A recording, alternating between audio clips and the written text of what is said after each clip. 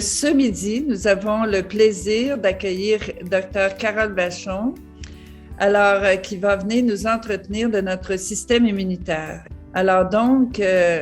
Carole a obtenu un bac en biologie, un bac en biologie et un doctorat en physiologie à l'Université Laval. Il a fait un stage en Suisse, un stage postdoctoral.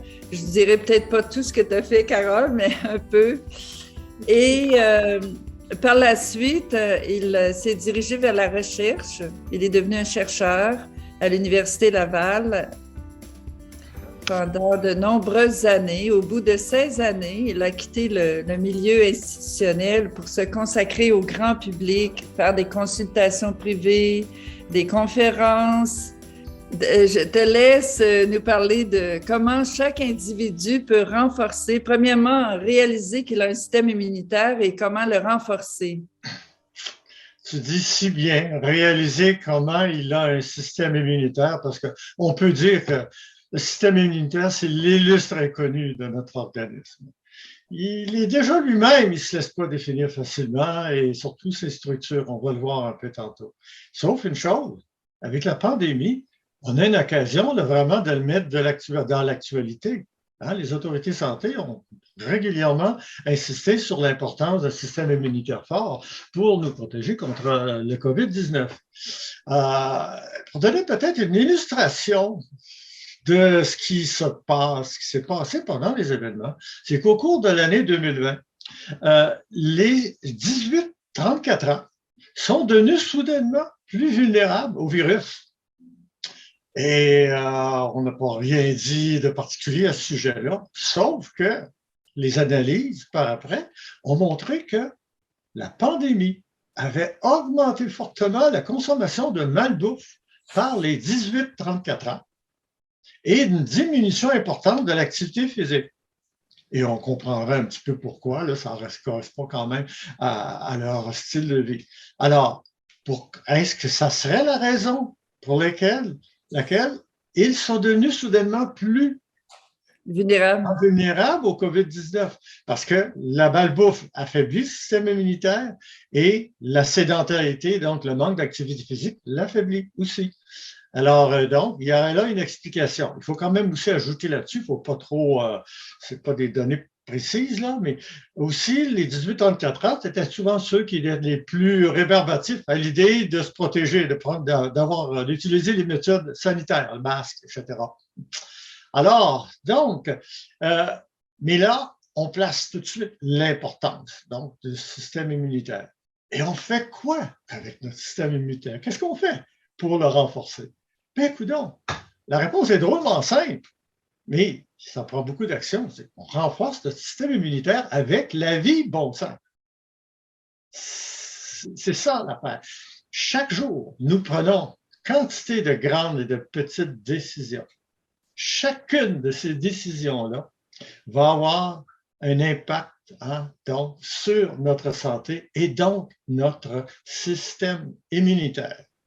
Alors, on va mettre tout de suite la première figure pour se donner des explications plus directes. Alors, pour améliorer notre immunité contre les infections, donc les infections aux virus, aux bactéries, aux champignons, contre les parasites, et aussi améliorer notre immunité contre les maladies et entre autres le cancer. Quels sont les items?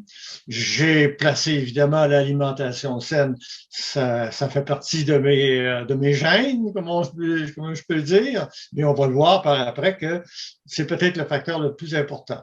Donc, alimentation saine, l'activité physique modérée, boire beaucoup d'eau, des attitudes positives, sommeil, l'amour, rire, les relations humaines, la gestion du stress, la méditation, il y a beaucoup de choses. Et je pense que la meilleure expression qu'on peut dire, c'est que chacune de ces bons choix accroissent notre compte bancaire immunitaire. Ça, ça s'accumule. Alors, ceci étant dit, c'est quoi le système immunitaire? Il est où dans l'organisme? Et là, c'est un autre problème, par contre, c'est qu'il est un peu diffus, et c'est bien normal. Si on veut avoir des défenses de notre corps, il faut qu'il soit prêt partout. Alors, le premier item, il y a les végétations adénoïdes qui sont dans la gorge, mais un peu en haut du palais. Il y a aussi les amygdales, que certains se sont fait enlever. Alors, donc, c'est des organes du système immunitaire de défense. Le thymus, qui fait son travail beaucoup à l'enfance, au début de l'enfance. Les vaisseaux lymphatiques, qui aident à drainer la lymphe des tissus. Il y a les ganglions lymphatiques qui sont sur le trajet de ces vaisseaux lymphatiques et qui vont aider à filtrer et éliminer, par exemple, une cellule cancéreuse qui vient de la région qui est irriguée par le vaisseau lymphatique ou des déchets de cellules. Alors, on a la rate qui fait partie du système immunitaire, les plaques de Peillet. Wow! Ça, c'est à l'intérieur de la muqueuse, c'est à l'intérieur de la paroi de l'intestin. Il y en a partout, partout, partout. Alors, donc, de l'intestin. Et finalement, la moelle osseuse qui contribue à fabriquer les globules blancs, les leucocytes. C'est un système hyper sophistiqué. C'est sûr que tous les systèmes de notre corps sont quand même excessivement performants, mais lorsqu'on voit que le système immunitaire est réparti dans tout notre corps, puis avec une concentration dans le tube digestif et le microbiote, n'est-ce pas? C'est ce que tu Exactement. Oui. C'est quand même impressionnant là, de réaliser qu'on est quand même très bien protégé si on y fait attention. Oui. Tout à fait. Et le fait que on a découvert que les 2/3 de notre système immunitaire se trouvent dans le tube digestif. Et c'est tout à fait conséquent. Parce qu'il ne faut pas oublier une chose, c'est qu'entre l'extérieur, l'environnement et notre corps, il y a la muqueuse digestive. Donc, c'est là l'interface entre notre environnement et nous. Et dans le cas-ci, l'environnement, il est représenté par les aliments que l'on ingère dans notre tube digestif, mais aussi les microbes qu'il y a dans l'extérieur et que l'acidité de l'estomac aide à éliminer en bonne partie. Mais il faut aussi penser aux toxines environnementales qui nous rentrent dedans de toutes sortes de façons. Alors, et ça, justement, ça amène à nous poser la question, le fameux microbiote intestinal. C'est beaucoup de choses. Et peut-être la meilleure façon de l'illustrer, c'est qu'il y a 10 fois plus de micro-organismes qui sont hébergés dans notre tube digestif, presque tous dans le côlon. Donc, il y a 10 fois plus de ces micro-organismes-là que de cellules dans notre corps. Imaginons. Alors donc, on a une gang, une belle grosse foule dont il faut tenir compte. Alors, on va évidemment discuter là d'autres sujets autour de tout ça, mais le microbiote, donc la santé de nos bactéries intestinales du côlon, sont grandement dépendantes de crudité, de fibres alimentaires, de gestion du stress. Et ce titre de mes ateliers de nutrition parle d'émotion. Imaginez quelqu'un qui apprend une mauvaise nouvelle. Parfois, ça va être un individu qui va vous faire une diarrhée 10 minutes après avoir appris une mauvaise nouvelle. Vous devinez quand même assez bien que si vous faites une diarrhée, vous avez un certain désordre digestif qui s'est produit. Lorsqu'on regarde ça, ça a l'air très simple. Bien manger, des aliments surtout du règne végétal, crus. Les consignes sont toujours les mêmes par rapport à notre santé immunitaire puis notre santé globale. Fait que dans le fond, c'est très, très bon de répéter, parce qu'une des clés, c'est l'éducation, n'est-ce pas? Oui. Alors donc, tous ensemble, en t'écoutant, on va augmenter notre système immunitaire. Tout à fait. Et il y a un mot, la nature. Il y a quelque chose qui est bien dommage au fait qu'on soit des citadins. C'est que on a perdu nos racines terriennes qui nous régularisaient, hein, qui régulaient notre vie. Et en plus, à l'intérieur des villes et devant nos écrans de télévision, nous sommes complètement bombardés de messages qui transforment nos perceptions. Donc, hein, on est modulable. Alors, il faut que l'alimentation nous apporte à la fois des vitamines, des minéraux, des protéines, et surtout des antioxydants. Les fameux antioxydants. Puis là, j'ai le goût de parler encore un petit peu du terroir. Les bleuets du lac Saint-Jean, le bleuet avec une lettre majuscule, là, ils disent qu'ils sont les meilleurs, leurs bleuets. Ben, ça a peut-être l'air prétentieux. D'abord, hein, on est tous un petit peu, on aime ça tanguer nos voisins, mais les bleuets du lac Saint-Jean, ils sont meilleurs parce qu'ils sont petits. Et ce qui est intéressant dans les petits fruits, c'est qu'ils ont beaucoup de pelure. Et la pelure, c'est là où ça se passe. C'est là où il y a les mécanismes de défense, donc du bleuet, contre les agents de l'extérieur. Alors, ils sont là, les antioxydants. Non, mais quand tu as un gros bleuet, la pelure est plus grande? La pelure, elle est plus grande, effectivement. Sauf qu'il y a un phénomène physique, la surface et volume, qui fait qu'il y a proportionnellement, il y a moins de pelure dans un gros bleuet que dans un petit. Et je vais vous donner l'image finale. Imaginez une pomme. Est-ce que la pomme, elle seule, avec sa pelure toute seule, elle est plus grande, hein, elle a plus de pelure que le même volume de pomme que vous remplissez de bleuets? Vous imaginez tous les plurins qu'ont les bleuets à l'intérieur du volume de pomme? Mais vous avez pas mal plus de pelure à l'intérieur de vos bleuets que vous en avez pour la pomme. OK. Je ne vais pas déclasser la pomme, quand même. Non, non. C'est tellement bon, des bleuets. Eh oui, c'est génial. C'est ma manie, ça. Moi, je suis un cueilleur fou de bleuets. Alors, voilà. Et les rôles des antioxydants. Les antioxydants et le système immunitaire vont vraiment bien ensemble. Parce que les antioxydants, ils sont la huile à moteur de notre corps. Je pense que c'est encore la meilleure chose. On les appelle les antioxydants. Donc, c'est un peu les dérouilleurs de notre corps contre le vieillissement, dans le fond. Hein? Le vieillissement, c'est le fait que notre corps a rouillé. Et ils sont en quelque sorte aussi les outils privilégiés de notre organisme, de notre système immunitaire. C'est là où s'installe cette espèce de relation.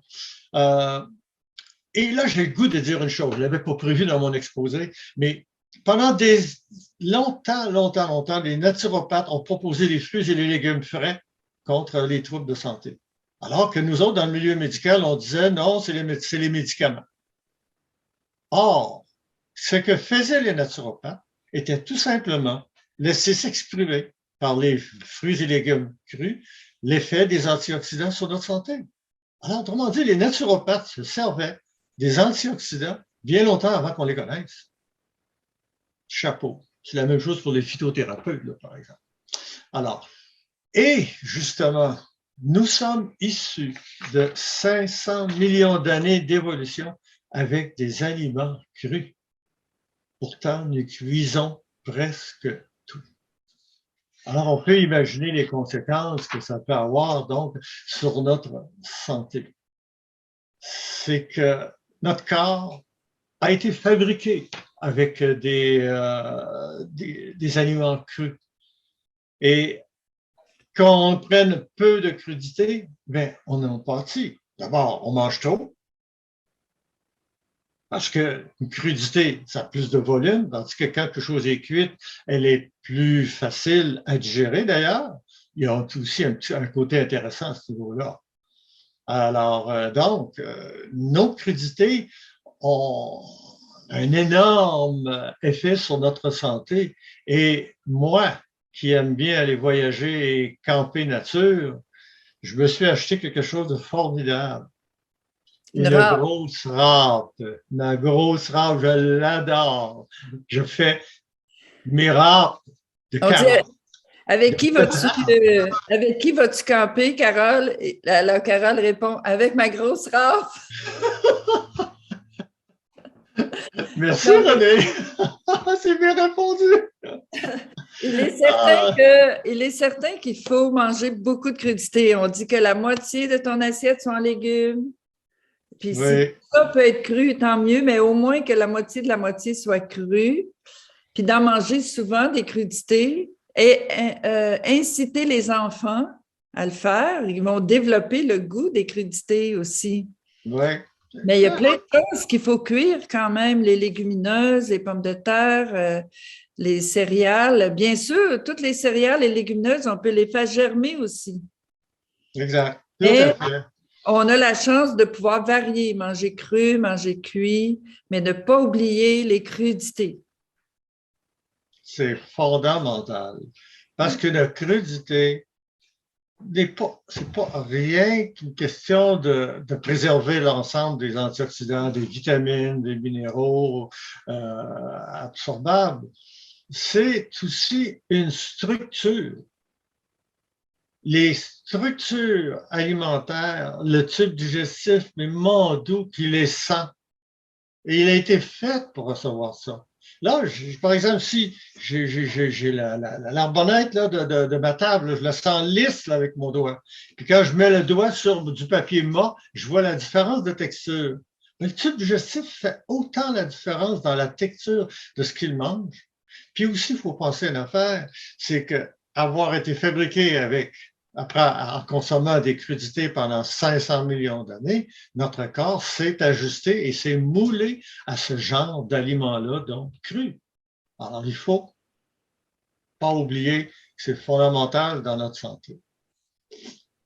Et là, on arrive dans les antioxydants d'une façon plus précise. On a vu, là, les fruits et légumes, il y a quantité d'antioxydants qui sont connus, hein, le lycopène, le carotène, le polyphénol, je pourrais les donner à l'infini. Mais je vais tout de suite aller au niveau de ce qu'on appelle l'antioxydant fondamental, le glutathion. Alors, ça s'écrit comme ça se prononce, glutathion, mais sion, là, il y a un H, T-H-I-O-N. Alors, le glutathion, il se retrouve dans nos cellules et il est l'antioxydant fondamental de nos cellules et il est donc notre maître antioxydant essentiel. Nos cellules ne pourraient pas vivre sans glutathion. Et ce glutathion-là, il vient d'où? C'est qu'il vient il vient de précurseurs qui sont pris dans l'alimentation. On va y aller, par exemple, et ces précurseurs-là, ce sont des protéines. Il y a des protéines intactes qui n'ont pas été chauffées. Vous me voyez venir là, avec les crudités et puis les aliments crus. Alors, si on cuit tout, nous perdons une partie du pouvoir de synthétiser notre antioxydant fondamental. D'ailleurs, il y avait une question là-dessus. Madame Roy disait, est-ce que l'on perd beaucoup d'antioxydants en faisant cuire les bleuets? Oui. Et quoique dans les bleuets, il n'y a pas beaucoup de protéines comme dans les fruits et dans les légumes. Mais il y en a quand même un certain nombre et ça peut être une source de précurseurs du glutathion. Mais par contre, à ce niveau-là, au niveau végétal, des sources de ces précurseurs-là, ben, il y a les noix et les graines. Oui, les noix et les graines. Et leur germination. Je n'avais pas pensé à mon affaire, là, mais le premier atelier de mes ateliers, je fais des germinations. Là, je n'ai pas pensé de l'avoir pris, de l'avoir dans mon pot. Je les ai toutes mangées. Alors, donc. Même, Carole, est-ce que Mettons, pour les noix et les graines, souvent, on conseille de les faire tremper la nuit. Non, tu sais, pas nécessairement de les faire germer, mais tremper.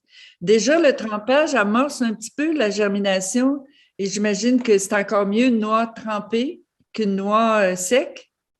Parce que finalement, la mastication est déjà améliorée. En plus, le tube digestif va mieux les digérer puisque finalement, ils sont gonflés d'eau. La propriété de l'eau, c'est pour pas rien qu'on a 70% d'eau.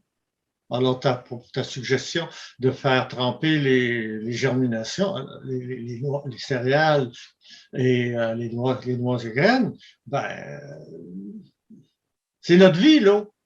Tout passe par l'eau. Alors, elle nous apporte tellement de choses. Mais moi, je Alors, disais dans mes cours, Carole, je disais dans mes cours, on ne se couche pas un soir sans qu'il y ait quelque chose qui tremble sur le comptoir. Même qui si me on l'a met, dit? même si on met quelques noix, quelques amandes, tu sais, c'est super, là, le lendemain matin, on le mange. Alors, donc, mais ça, il y a les lentilles aussi qu'on peut faire germer. Évidemment, il y a une question de quantité, mais les lentilles, c'est quand même la légumineuse qui sont les plus facilement acceptables. Et vis-à-vis tout ça, il y a aussi des sources de glutation qui viennent des protéines animales, comme le lait et l'œuf. Et d'ailleurs, c'est ceux qui en ont le plus là, dans les protéines animales. Il y en a dans d'autres, dans les protéines animales qui ne sont pas cuites. Alors, mais le fait que la nature ait mis le plus de précurseurs de glutation dans le lait et dans les œufs, ça démontre toute l'importance stratégique du glutation, compte tenu du fait que le lait et les œufs, c'est ce qui démarre le petit après la naissance. Il faut faire survivre hein, l'espèce. Donc, on met le paquet pour renforcer ses défenses. Alors, le glutation est également notre détoxifiant le plus puissant de tout le corps. Contre les radicaux libres, oui, mais contre les métaux lourds. Également contre les toxines environnementales. Et c'est l'antioxydant le plus efficace pour éliminer les cellules cancéreuses. Alors, les gens qui font pas de cancer ont des antioxydants, ils ont du glutation, entre autres, dans leurs cellules, qui permet de lutter contre, tout de suite, d'attaquer ces cellules cancéreuses-là. Et surtout, le glutation, c'est celui qui permet le mieux pour réparer nos tissus. Et là, je pense aux gens qui ont fait des AVC, par exemple, ou d'autres choses. C'est un garant, ça, d'une meilleure réparation. Alors, et aussi, finalement, la glutation était important contre les allergies, contre les maladies auto-immunes, compte tenu que c'est pas un excès d'action du système immunitaire qui entraîne les allergies et les maladies auto-immunes. C'est, je pourrais dire, une mauvaise organisation du système immunitaire, alors qu'il faut corriger. Il faut aller à ce niveau-là. Alors, il y a beaucoup de recherches qui montrent de l'intérêt du glutation contre le COVID-19. Beaucoup, beaucoup. Alors, et il est l'antioxydant de base du système immunitaire. Et il agit de pair avec les antioxydants alimentaires, comme qu'apportent les fruits et légumes. Donc, et surtout, le glutation aide aux antioxydants alimentaires à fonctionner. Il les régénère. Il va régénérer, par exemple, la vitamine C et la vitamine E. La glutation est véritablement au centre de tous les phénomènes, par exemple, réparateurs du corps. Et donc, les crudités, ce qu'elles font, imaginez-les améliorer notre microbiote. On digère mieux. Donc, la vie, hein, une meilleure digestion, une meilleure santé, la vie génère du glutation en l'épargnant. C'est comme ça que ça s'améliore. Alors donc, épargner, augmenter votre compte immunitaire, hein, donc avec des gestes santé qui vont beaucoup vous aider. Les crucifères, par exemple, hein, le brocoli, il y a une substance qui s'appelle le sulforaphane qui va agir au niveau génétique pour augmenter la synthèse de glutathion dans nos cellules. Imaginez les mécanismes qui existent qu'on ne connaît pas. J'en ai lu un certain nombre, j'ai déjà eu le temps de les oublier, là. Alors, donc, c'est l'intérêt de toutes ces choses-là, les épinards, les asperges, la papaye, l'ail, l'oignon. Hein, c'est des choses importantes, ça. Les crudités aussi, hein, on le redit, j'ai besoin de le redire, meilleure digestion, meilleur microbiote, meilleur métabolisme général et tout ça. Alors, tu l'as bien dit, hein, ça devrait constituer à peu près 50% de notre assiette. Et c'est mon cas. Même si et la râpe à légumes dans les centres pour personnes âgées, ça sera probablement la meilleure chose que l'on pourrait leur donner. Et aussi le glutathion, il est le maître d'œuvre du développement de l'action du système immunitaire contre, par exemple, une pandémie. Alors, dans une pandémie, vous avez besoin d'avoir des leucocytes qui vont donc attaquer les virus, les bactéries et tout ça. Et donc, le glutathion stimule ces cellules, stimule leurs anticorps, et stimule la prolifération de ces lymphocytes-là. Et pour avoir une petite image de la vaccination, là, ce qui est intéressant, c'est que la vaccination ne renforce pas le système immunitaire. Par contre, en programmant les cellules du système immunitaire contre, mettons, le COVID-19, ça les rend prêts, ces cellules-là, à attaquer l'intrus COVID-19, aussitôt qu'il se monte le bout du nez et à l'éliminer avant qu'il fasse trop de dégâts. Alors donc, on protège les gens par la vaccination contre le COVID-19 sans avoir à renforcer le système immunitaire.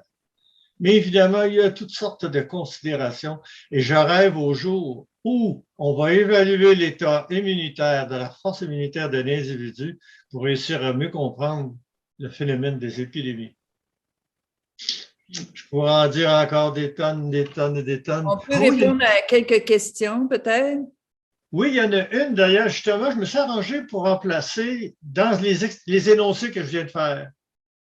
Mais il y en a une que j'avais oublié. Quelqu'un avait parlé d'une question qui avait parlé des noix de Brésil et leur sélénium.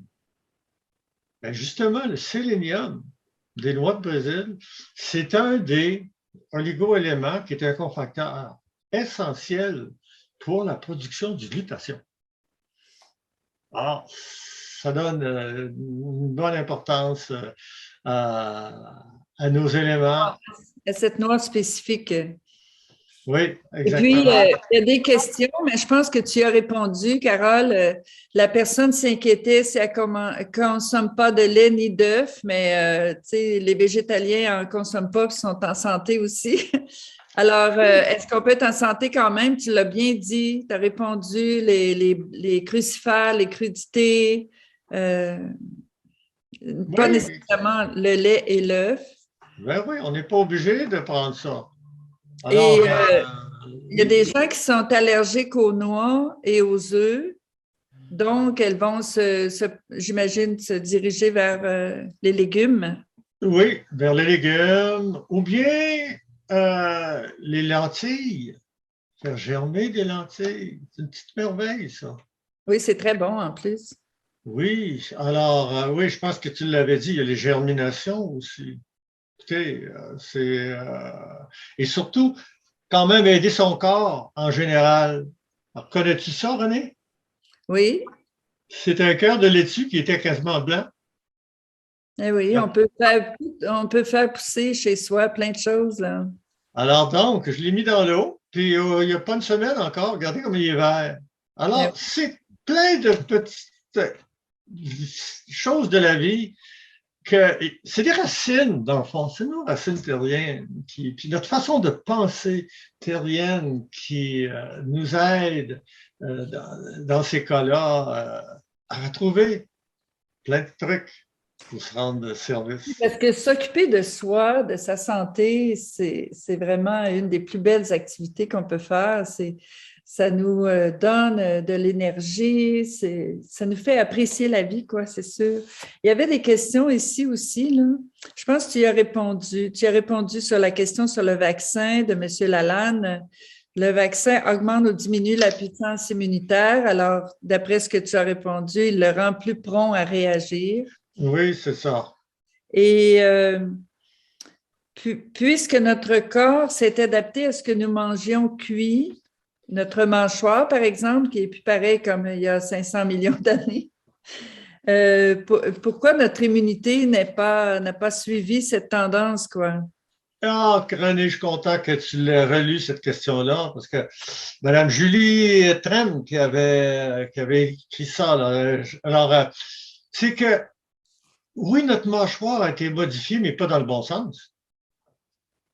La transformation des aliments a amené à ce que notre mâchoire ne soit pas suffisamment spacieuse et les dents de sagesse n'ont plus de place pour pousser. De telle sorte que les dents se chevauchent presque. Hein? Il y a des dents qui se chevauchent parce qu'ils n'ont plus assez de place pour s'enligner dans l'arche des... plus étroit. Il est trop étroit, exactement. Alors donc, certains disent que c'est une évolution qui est en train de se faire chez l'humanité. Ben non, c'est une involution. Ce n'est pas un avantage. Et je ne sais pas combien que ça va prendre de dizaines de millions d'années au corps pour s'habituer aux aliments cuits, là. Mais je n'ai pas le goût de faire partie de cette expérience-là de millions d'années. Là, moi, là. De toute façon, pour la mastication, manger des crudités, c'est excellent pour la santé dentaire, pour les jeunes, les habituer à manger vraiment des choses qui vont croquer. Ça, c'est très important pour les... Il y a une petite chose qu'il ne fallait pas oublier non plus. Oui, augmentez vos crudités, utilisez une belle râpe pour faire des beaux filaments de betteraves et de carottes qui s'assimilent bien.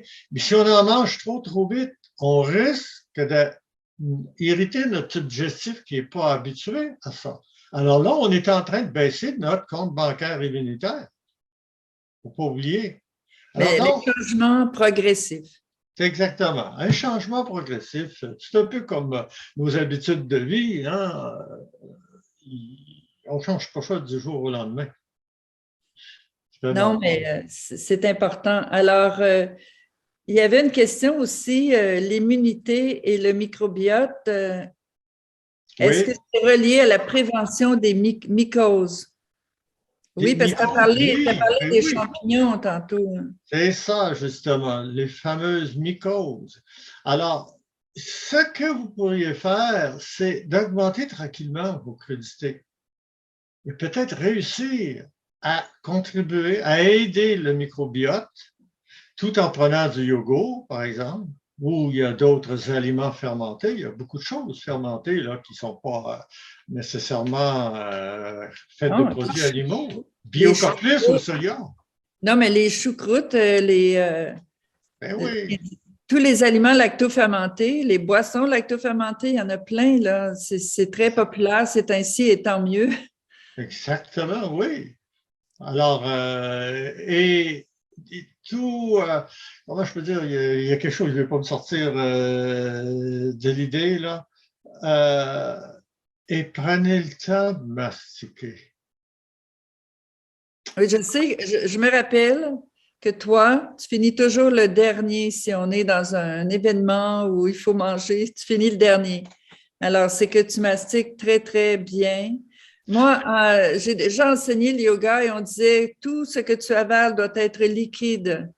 Donc, ça prend environ 30 mastications par bouchée pour que tu puisses avaler liquide et aider comme ça la digestion à tous les niveaux, toutes les étapes de la digestion. Ça me fait penser à quelque chose, René. Ça, c'est un concept de la macrobiotique qui nous demande de mastiquer là, 50 coups de dents. Puis ils disent de cuire ils cuisent quasiment tous leurs aliments. Alors que Alors que moi, je suis Kousmine, hein, les crudités. Eh bien, j'ai trouvé la réponse, puis je ne la dis pas là, présentement, et j'ai trouvé la réponse dans le plus gros manuel d'anatomie qu'avaient les étudiants de médecine. Pourquoi? Parce qu'à l'intérieur de mes ateliers de nutrition, j'enseigne plusieurs théories alimentaires. Chaque théorie a ses trucs. Et chaque personne, toi et moi, on a nos particularités. Donc, on va avoir un cheminement alimentaire différent l'un de l'autre. Alors, moi, je dis, en vous apprenant différentes théories alimentaires, vous allez découvrir des aspects de vos particularités. C'est comme ça qu'on doit avancer. Et surtout, je me méfie beaucoup des idéologies. Je ne veux pas qu'on ait des idéologies trop strictes. Alors, c'est pour ça qu'un petit morceau de poulet est apparu dans mon alimentation après une période de végétarisme. Mais là, de toute façon, j'imagine, toi, en tant que scientifique, tu te fies sur la science aussi. Là. Oui, mais il faut savoir aussi prendre un recul, pas tant de la science que de la façon qu'elle est en train d'évoluer. Il y a des choses à lesquelles il faut faire attention. Quand un groupe humain prend de l'importance, prend du pouvoir, il y a toujours des choses qui deviennent, auxquelles il faut faire attention. Et je ne manque pas de le mentionner. Oh, oui, tout à fait. Il y a plusieurs personnes qui demandent si tu suggères des suppléments en particulier. Pourquoi pas? Non, Moi, mais je préfère des suppléments multivitamines, multiminéraux, parce que ce faisant, il y a plus de chances que la combinaison de tout ça soit quand même assez équilibrée. Alors, plutôt que de se mettre à prendre un supplément d'une seule chose à la fois. C'est mieux à ce sens-là, c'est mieux de consulter à ce niveau-là. Et n'oubliez pas une chose, c'est qu'une alimentation qui n'est pas adéquate va amener le corps à avoir de la difficulté avec certains nutriments, certains minéraux, etc.